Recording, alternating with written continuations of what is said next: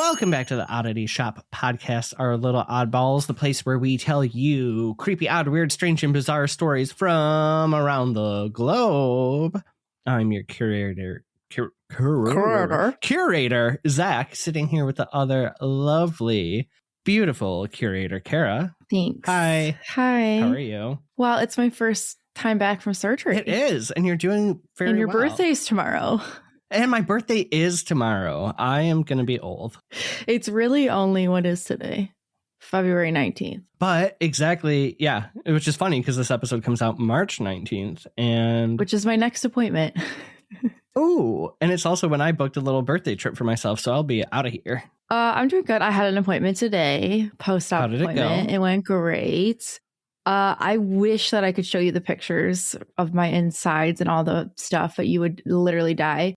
It is so gnarly. Is it like X-ray picture? No, it's internal. No.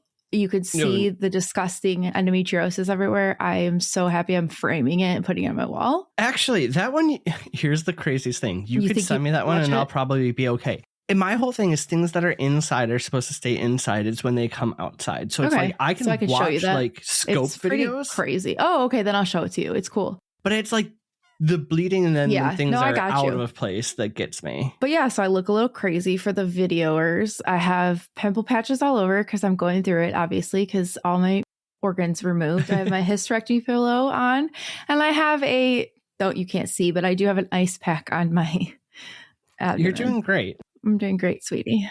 It's amazing. I'm glad you're here. I'm glad we're recording. It wasn't too much of a break. In fact, we didn't get behind it all. So I have one thing for you. Well, these are two very exciting 33-year-old things now that it's my birthday tomorrow.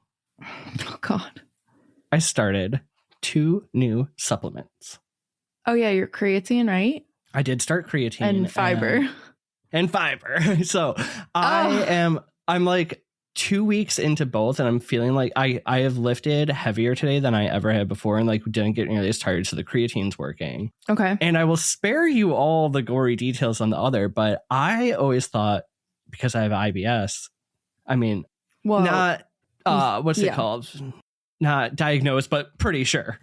I always thought that fiber would be like the opposite, but then it like helps you. Found an article that so I am doing great. Well, this is so funny because I told you the other day that I went to Scooters and I got a prickly pear dirty soda, and it has been my obsession. So I bought all this stuff, which I'm drinking one. I have multiple drinks, but I'm drinking one, but it also has Miralax in it because look at us. I know. So now I'm just going to take Miralax every day because I had to take 14 servings, so a whole bottle of Miralax before my surgery, and it cleansed me out great. And you asked me, I was like, to be honest with you, I felt good after. Like, it was not a fun time, but I'm just going to start taking it every day because your girl don't.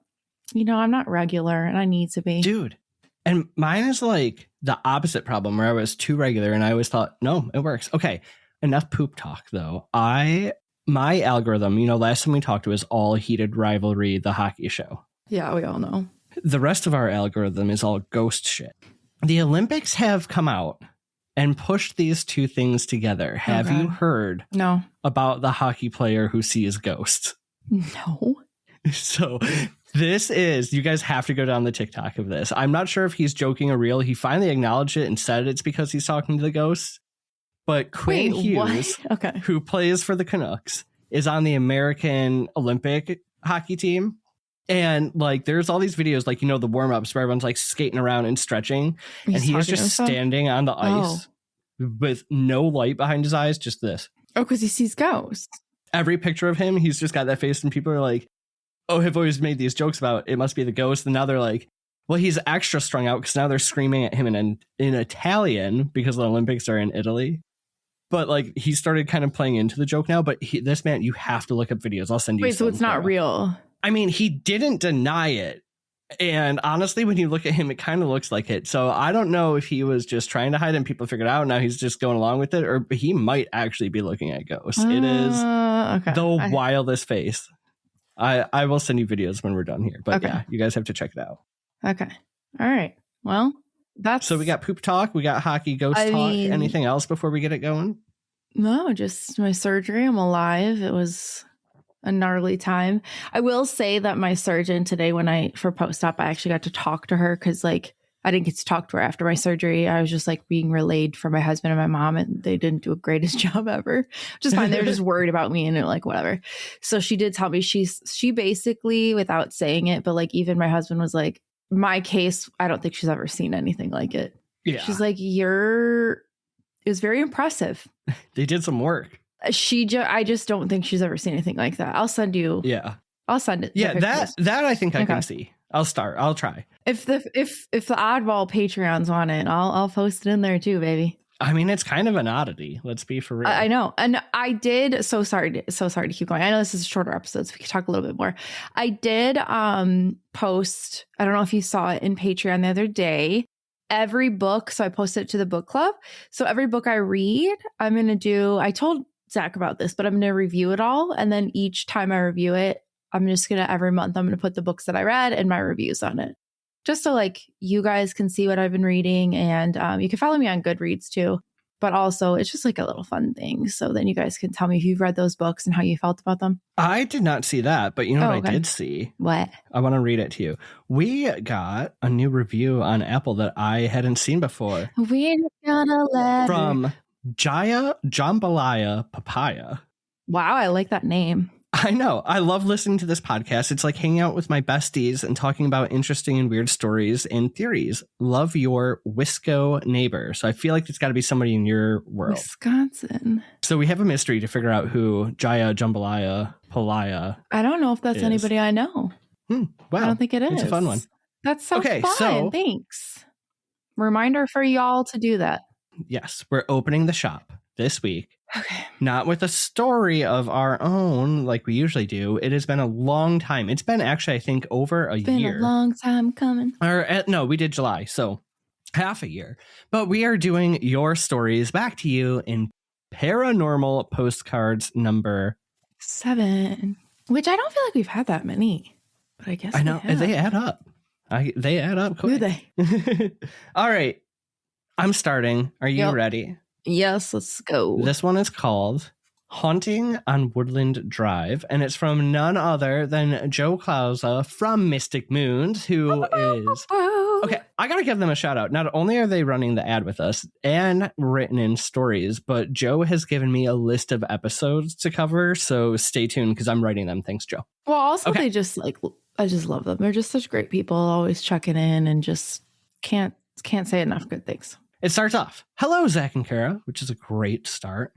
I know we talked about writing up the story I sent in Facebook, but I thought I would start with this one first. As a kid in 4th grade, I ran around the neighborhood all day, not wanting to go inside my house. So many things in my house would scare me. If I could stay outside, they couldn't get me. Oh, God. Wow. That's a terrible feeling. I don't know if we know this. No, So we've known them for a long time, but we've told them not to tell us these stories so we could read them fresh for you guys. So the house had a breezeway between the garage and the main part of the house. We used that for the front door and the living room. When I went into the house, I tried to be as quiet as possible. I would open the door slowly and slink past the living room and into the kitchen, not looking towards the living room, but straight ahead to the bathroom door through the kitchen. Oh, wow. A poor thing. If I can make it to that door, I can make it to my room. Oh, that is a horrible feeling every time. You should feel at home when you walk in. That's like when you're in the basement, though, and you're at the bottom of the stairs and you turn the lights off and you just like run, like that feeling. You have to run. Yep. Because you But my room was only a safe place until the sun went down. Oh, God. Then I had nowhere to go, nowhere to hide. I was trapped in a house with monsters all around me. But then I was stuck with the monsters in my room and outside my windows. Oh, they are everywhere. Okay. At night, I would hear the branches of the trees scrape my window. The thing is, the trees were 5 to 6 feet away from the house with no branches close enough to touch the windows. So why did I hear them scrape the window? That reminds me of Poltergeist. I don't like it. My closet had saloon doors, and that was no better. I would see shadows dance at night behind those doors. They would slink and slide from one side of the closet to the other. Doors shut, blinds drawn, no visible light in the room to create shadows. I was always terrified at night in that room, never feeling alone or at peace. So I would roll up into a ball in my bed, making sure nothing was even close to the edge. No wonder you grew up to become so involved in the paranormal, buddy. Right? I felt like something might grab me and pull me under the bed. At times I could hear what sounded like people talking under the bed. It was muffled, but I couldn't make out what they said. But they were always there lurking around. No. The house was always full of surprises. During the day, we would also encounter things we could not explain. Lights off, out the door to go grocery shopping with my mom. We would get back, no one is home or has been home, the lights would be back on. Not just on, but the light switch on the wall flipped to the on position. Some other times it might be blinds, leave, come back, and they were open after we had closed them. My mom always assured me nothing was going on, everything was fine. We just must be mistaken. We forgot to turn the light off or close the blinds. But we all had the look of disbelief when we first walked through the door, which is like, it's so nice that your mom's trying to reassure you. But I was just thinking that. But it's also like what a good mom. I know, but what a good mom to try to make it not like scared, but then also it's like you just said, kids are perspective and they can also feel your fear too. Yeah. But also it's like, okay, then they're thinking that they're crazy. Like your kids are also thinking they're crazy because you're like, no, it's fine. Like we must like, what way do you play it? I don't know. As a parent, I don't know what way you'd play it. You just do the best you can. All right. So it goes on. My parents divorced when I was in the 4th grade and we moved out of that house. I never had issues after that in any place where we lived when I was young. Flash forward, I was about 46 years old, talking to my wife and mom about that house. I was explaining all the things to my wife that happened in that house. My mom says nonchalantly to me, that house was haunted. Well, at least she came clean. It took her long enough. Right. But, she did come clean. And then I love the way this one ends because Kara's always asking for people to tell her that you don't even have to she's explain pretty. It. Just read it. And it says, P.S. Zach, you are beautiful. So thank you, Joe. You are beautiful, too. With a bunch of exclamation points. I love that. That is so funny. So that one's just... It just explains a lot. It's fun the way you kind of wrote it at the end, but yeah, it does explain a lot, man. I would love... I wonder if that house is still there. Because how fun would it be for the 4 of us to go back and investigate and see if we can I mean, I'm sure we can't because get some people answers living in there. Unless they're dealing with it and they want help. Help. We'll take Agatha. They want help. Help. All right. Okay. That was great. Whew. Good one. Thank you. So our next story, Kara, do you want to tell us a little bit about it? Okay. So the next one is it's a bit of a wild story, and it's it's a voicemail from one of our favorite listeners, and I'm really excited for you guys to hear it because it's a wild one. I'm excited for this one too because he has been asking if we have listened to this voicemail for so long, and now we are. So here is a wonderful voicemail of a wild encounter from our wonderful friend Danny. Hey, Zach, are you running low on spiritual supplies? Hey, Kara, are you looking for a place with handmade items? Yeah, we should probably go to Mystic Moons. Oh, our buddies? Yeah. They make the most wonderful hand-dipped incense with over 24 scents, and we've smelled absolutely every single one of them. Yeah, or maybe you might just be looking for a hand-strung bracelet made with only the best intentions. And not only do they have the best intentions, they have 4 strings each, and they last forever, which I would know because I've broken every bracelet you've made for me and not theirs. Oops. Well, they also have simmer pots for every occasion, like sign to Yule. And don't forget, Melinda is also a medium and a tarot card reader who's given us amazing readings, so she's ready to help us or you connect with past loved ones and get to know insights into your world. My spirit animal is a camel. Thanks, Melinda. Anyway, so look for Mystic Moons on Facebook or Etsy, and then you can restock all your spiritual supplies. Oh, be sure to check them out at www.etsy.com/shop/Mystic Moons LLC. Or at Mystic Moons on Facebook. They're all over our socials, so I'm sure you'll find them. So go get some goodies. Okay, Kara, goodbye. Bye. Hi, Zach and Kara. It's Danny. I wanted to tell you my story about the cursed creepy doll. So basically, it was 2016. I was living in Ferndale at my friend's house, basically couch surfing. And I was having kind of a summer fling with the girl next door, like directly next door. And we're in her apartment. She's a bit of a witchy woman, a bit of a character.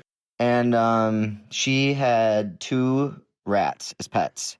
And we're just sitting in her living room, just talking or whatever, having a good time. And she lets her rats out, and we're just kind of like playing with them. And then we decided we're going to go in her bedroom and we're going to put the rats away. So we're looking for the rats, and we can only find one. So we put one in the cage. She's like, I can't find the other rat. And I was like, okay, let's look. And she's like, no, it'll be fine. I'm just going to shut the one in. And she locked she closed the cage for the one rat. The rat is in there. We go into her bedroom for a while, I don't know, 20 minutes or so. We come back out, both the rats are in the cage. And she like looks at me and she's freaking out. And she's like, how did he get in there? How did the second rat get in the cage? And I was like, I don't know. I don't fucking know. And I'm like looking around and I'm like just feeling strange. And we're just kind of like quiet. And we're just sitting there just kind of gooped. And you just feel like we both like look, like turn. You could just like feel this energy coming from her spare room, which is her office room. And I'm like, what is going on in this room? We walk over to the room and there's like this creepy doll in this rocking chair. And the room is like really dimly lit. She has like a picture, like a couple of pictures, like old picture frames with some old photos in there and like uplit. And it was just a creepy looking room. And she had these like spike candles, like kind of like pendulums hanging from the ceiling. And like all of a sudden they just start swaying, like hardcore swaying, like back and forth. And I'm like, looking at the vents and I'm like, is there air coming out? Like what is going on? There's no air coming out. There's no air anywhere. She does not have central air. She only has air, like a window unit in the living room. So, and we're just like stuck. I'm like frozen. I'm like, you could just feel something was off. And I was like, and there's this doll just sitting there. It's a really creepy looking doll. And I was like, what is up with the doll? Like, who gave that to you? Why do you have that? Like, what is going on? And she's like very shook. You can see she's like tearing up, like almost gonna cry. And I was like, who gave that to you? And she's like, my mom gave it to me. And I was like, okay, what's the deal with you and your mom? Like, are you cool or what? And she's like, we haven't spoken in a really long time and we're not on good terms and whatever she said. And I was like, you need to get rid of that doll. I don't know what's going on, like, up here in your apartment, but, like, the vibes are weird, and you need to get rid of this doll. And we're both kind of, like, on edge. And she's like, will you please just stay the night? And I live right next door, and I was like, okay, fine. I'll stay the night. Next morning, I'm like, oh, shit, I got to go to work. And I run out the door. I'm, like, going out the door, and I'm, like, literally about to shut the door. She's like, wait. And she's like, please take this for me. And she, like, gives me the doll. And I'm just like, like, someone hands you something, you're just like, first reaction is to just grab it. So I just like grabbed the arm of the doll as I was going out, and she just like shut the door. And I was like, fuck, okay, I have this stupid doll. And so I run down the stairs, literally next door to my house, put the doll on the stoop, run upstairs, brush my teeth, didn't even change my clothes or anything. I was up there probably 2 minutes total. I come back down, the doll is just gone, just completely gone. I was like, where the fuck did it go? I had like just set it just right there on the step. It had gone 2 minutes, and it was like 9 a.m. So like nobody was really up in the house yet. And I'm just like, where the fuck did it go? I can't find it. And I'm just starting to like lose it a little bit. And I'm looking in the trash cans, and I'm like walking around the house. I start like asking all my, roommates and stuff, like, has anybody seen this doll? And they're all just looking at me like I'm crazy. They're like, doll, what are you talking about? And I was like, next door, like, she gave me this doll. And I'm like, I got to get rid of it. I'm just going to throw it in the garbage. And they're like, there is no doll anywhere. Like, what are you talking about? And like, nobody would like, everyone thought I was crazy, and they like wouldn't believe me that there was even a doll, like, to begin with. And like, it was just this huge gaslighting of like, this doll doesn't exist. So I'm just kind of like spiraling about where did it go? I go to work, I come back, I'm not feeling well. I just feel like really sick. I think like somebody's following me. I feel really paranoid. I'm feeling like something is stuck to me. It kind of continues like this for a couple of days, and I just don't feel good. And I keep talking to my roommates about it, and they're like, you need to stop. They're like, I could tell they were getting annoyed with me, and and I started just to kind of spiral. And I was getting really agitated and, kind of just like angry. And it was just kind of boiling up. And I just kept being like paranoid, and I was having a hard time sleeping. And I was like having cold sweats and nightmares and all this stuff. So I wake up one day and I was like, okay, I'm going to go to the Boston Tea Room. I'm going to go to the Boston Tea Room in Ferndale, and I'm going to, go talk to somebody, see if I can get some insight, maybe, talk to a psychic or somebody, get a card reading and maybe get some crystals and some oils and stuff. So as I'm walking there, I'm walking down the street, I put my earbuds in and I'm walking down the sidewalk and I look down, I'm like, my shoelace is untied. So I'm kneeling down to tie my shoe and I have my headphones in, but I heard this huge crack. And I shot up really quick. I look up literally right where I was tying my shoe, right to the right of me was this huge tree, massive tree. A huge branch cracked off, like right where I was kneeling. And it cracked off and it went into this person's roof. I shot up, I looked up, and I just immediately ran across the street. And I'm just looking at it and I'm like, what the fuck? It literally fell into this person's roof, through the roof. This huge tree, and I was like, "What the fuck?" There's no reason. It was a sunny day, and I was just kind of like, "Oh god damn, I better get my ass to the Boston Tea Room because it just feels fucked up. It just felt a bad energy." So I go to the Boston Tea Room. I get my oils. I have a talk with somebody. Whatever. They're like, "Oh yeah, it sounds like you got something stuck to you, something following you," and I'm like, Yeah, absolutely. Finally someone was believing me, which just made it better. I was like, okay, someone's believing me. So whatever. So I get my protection oils and, my expelling oils and my crystals. And I was like, okay, it's night, and it's my sage. And I went and I saged the whole house, the whole outside of the house. It was just going sage crazy. And everyone in my living with me thought I was fucking nuts. So as I'm running around doing all this, night falls, and I'm like, okay, so I lay on the bed, I put the crystals down my stomach up to my throat, and I put my oils on, and I'm like, I'm gonna meditate this away. And as I'm slowly falling, I get shot from my body, I go through the roof. I'm looking at myself from up above, I'm in space, looking at my body, and I'm like, wow, this is ethereal. This is amazing. This is everything. And then I felt so good. And then all of a sudden it was boom. I fall back into my body, but I can't move. I have sleep paralysis. I look up, the window slammed shut, the door slammed shut. Cause I had it open a little bit, but it just slammed shut. Both of the windows slammed shut and I'm stuck and I'm in sleep paralysis. And I was trying to scream and I was and I was trying to scream for anybody who could hear me. Everyone was home. And, so I'm in sleep paralysis and I'm just laying there trying to move my body. And I see a floating, in the corner of the room, for some reason, there's floating glasses.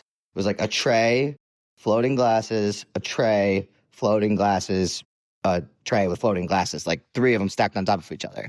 And they were just spinning in the air. I just remember this. I don't know why or what it means. And I was just in the struggle of trying to get awake. And I must have been making some noise because my roommate did come in and came and shook me and woke me up. And I came to and I was just freaking the fuck out. So terrified. And I was I never had sleep paralysis before. And, it really shook me. Because I think it felt like it was going on forever. But after that, it was gone. I don't know what happened, or, I did something good because whatever was following me was gone. And the doll was never ever seen. And she never talked about it either. She never spoke on it and never chose to acknowledge that the doll was even a real thing. So that's my story of the cursed doll. Thank you for listening. Bye. Holy shit, Danny. So it was, there's a lot to that. Okay. First off, though, I have one point to make that I think I can debunk one thing for you. Which one? There's a lot in that story. I know, and it's the least important one in there is the rats in the cage. Okay. I don't know what rats do. but I once had a rat and my mom bought a friend rat, and that friend rat turned out to be a male rat, and the other one was a female rat, and they had rat babies. So we put them in 2 separate cages. To this day, I don't know how it happened because they were thin little bars. They can fit through everything. They can fit through everything. So when they were separate, I came home from school one day and they were in the same cage. So maybe your rat was just trying to get with the friend. And that is the only thing. So that is my only theory. Owned anything else in that story was 10 wild. Rats in my lifetime. My first rat is my best little thing ever. Like, I miss her to this day. I don't even like talking about her because it makes me cry. Annabelle. But she would like literally escape out of every cage I ever had. And then she would just like come to my bed and then she would nestle up in my hair and she'd sleep with me every night.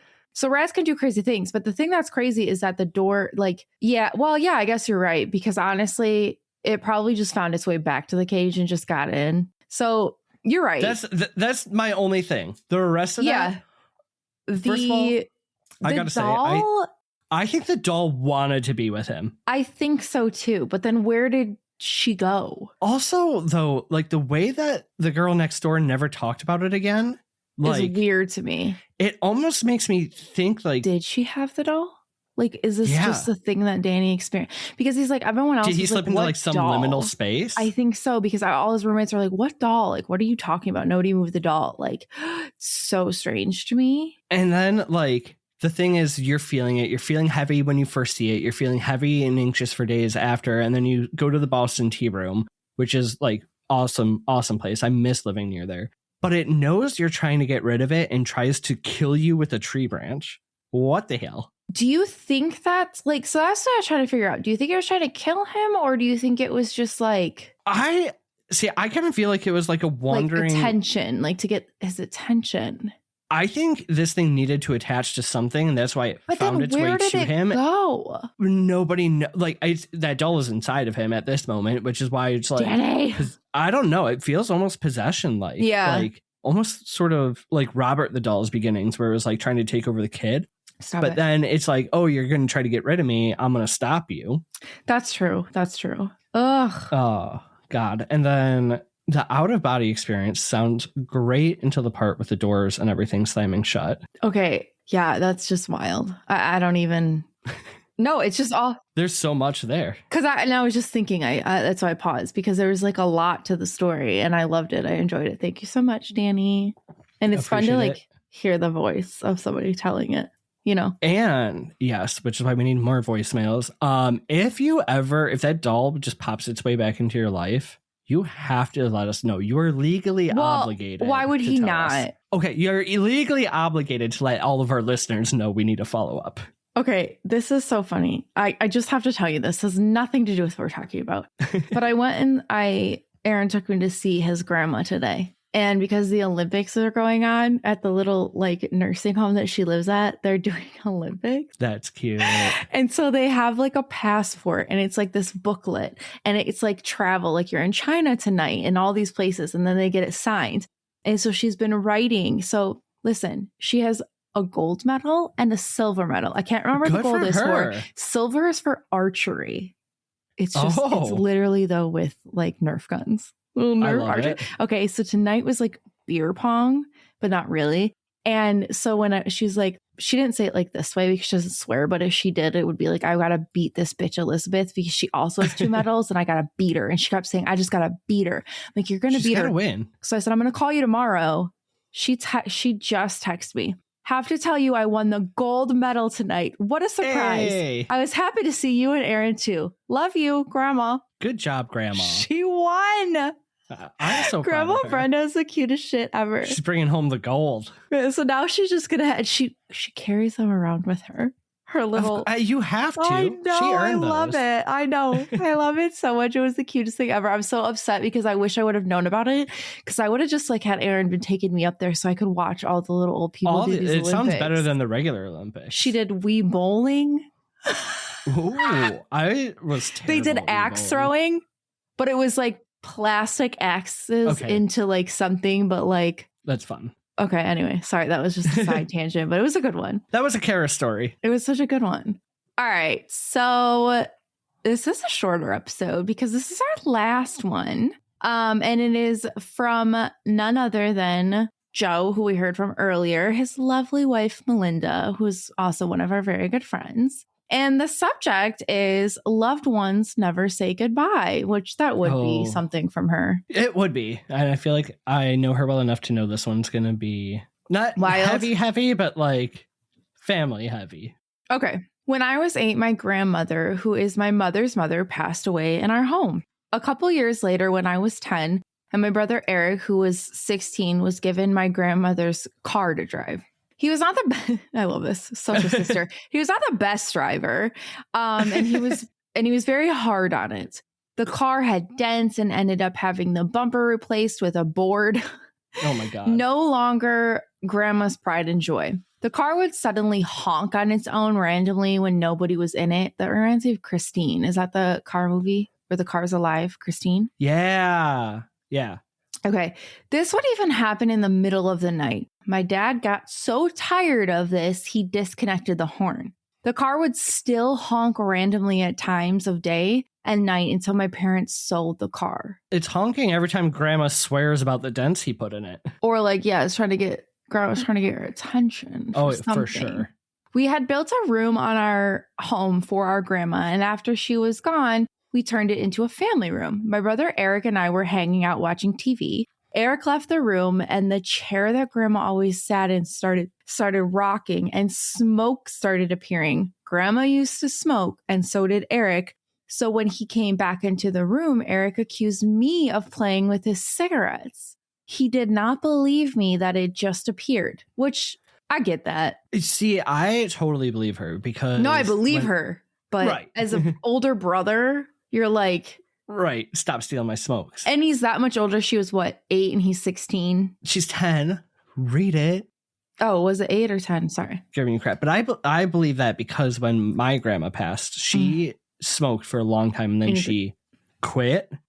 But really that just meant when she would visit us and offer to go down and do the laundry and iron clothes, she was smoking in the basement and you could always tell. And after Which is so funny because then it's like in your clothes. Right. She's ironing. There was other smokers in the house at that time anyway. Okay. But it was so funny though, because like after she passed, like every once in a while you'd get a whiff of her cigarette smoke like in the basement. Yeah. So funny. So that's how grandmas come back. Okay. So some years, ours. Well, not mine, but I could give my story. I meant ours by me and Melinda. No, I know, but at the end of this, I'll give my story.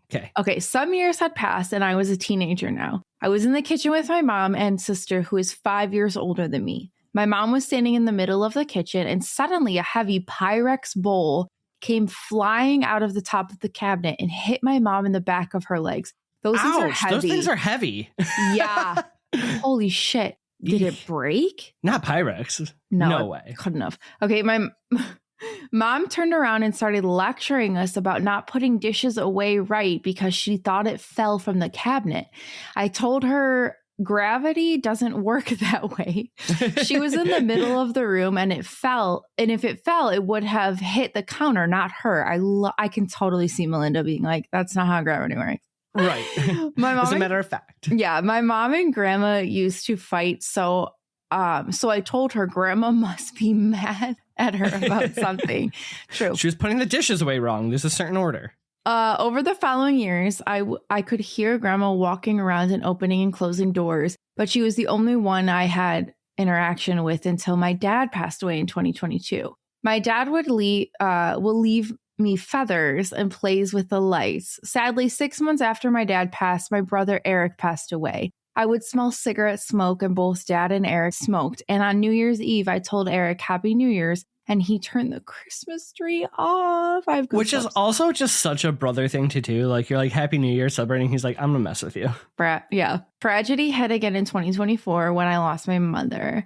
Such a short time. I knew that she lost all these family members, but like reading it gives me goosebumps. It makes me really sad. I'm sorry, Melinda. I love you. Now that I have both my parents on the other side, things have changed for me in so many ways. I have more stories than I could possibly tell. When my niece had her baby boy, I felt my mother touch on the top of my head as I looked at his photo, and she told me she wished my mom was still around to see him. Aww. Told her she did see him. When my mom's brother passed and when I was given the news, I smelled her perfume. When I told my dad Happy Father's Day, he turned off the living room light.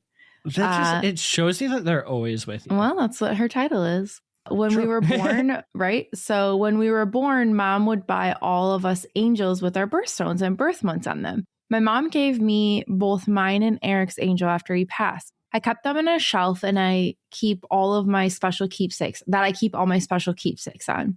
We always keep the doors shut to keep the cats and dog out of the bedroom. One night I found Eric's angel a good 5 feet in front of the shelf laying nicely on the floor. The only thing wrong was the left eye was chipped. Oh my God. When Eric was 30, keep reading. Oh my he God. had an accident that severely injured his face, including his left eye. Oh my God. When I looked at the shelf, there was no signs of it being dragged in the dust on the shelf or anything other than the chip sitting on the shelf. There is no further proof that you need than that. That is just too spot on. Also, Melinda's a real one for admitting she has dust on her shelves. So do I. So does everybody. These are just a few of the examples of my loved ones reaching out to me. P.S. You're pretty, Kara. Oh, she didn't want you to feel left out.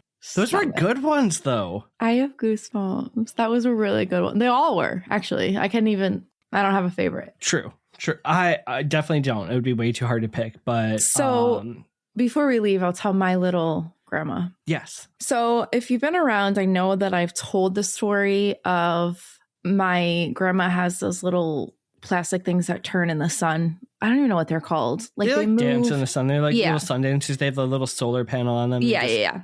And she loved them. So she has so many, or she had so many of them. And so I have a little owl that was hers. And it's in Zach's bedroom. Never moves. I have the curtains open all the time.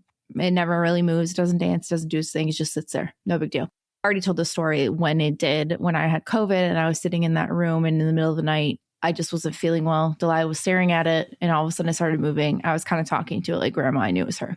So cut to the day of my surgery. My mom, I didn't tell her any of this, but I kind of felt like something was in that room kind of peering out into the living room for like maybe a day or so before. But Tim, Shaw, and Exie have always told me that those are just my loved ones checking in on me, which makes sense because when I'm stressed or I'm sick, that's what happens. I was about to have a major surgery that day. They were there. So I didn't tell my mom this because I didn't want her to freak out.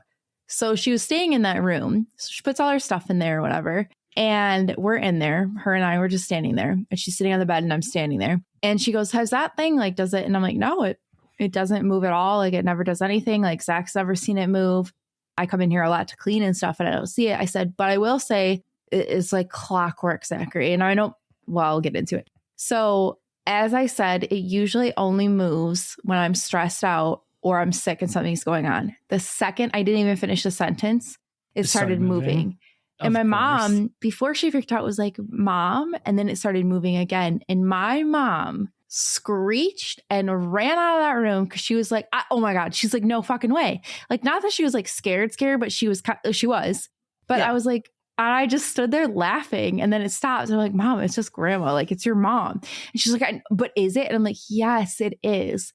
So cut to later on. Perfect part about this is I'm relying on Aaron and Kara's mom to keep me posted during the surgery. And they did a great job, but I was super anxious. I'm like, okay, give me more, whatever. So finally I hear from Aaron, everything went well. Kara's mom's like, everything went really well. I have to call you and tell you something though. And I'm like, or can I call you? Right. She's like, can I call you? Or she gave me her number and told me to call her. She had to tell me something. I'm like, that's oh God, right. They took Kara's left leg or something. There's something to tell.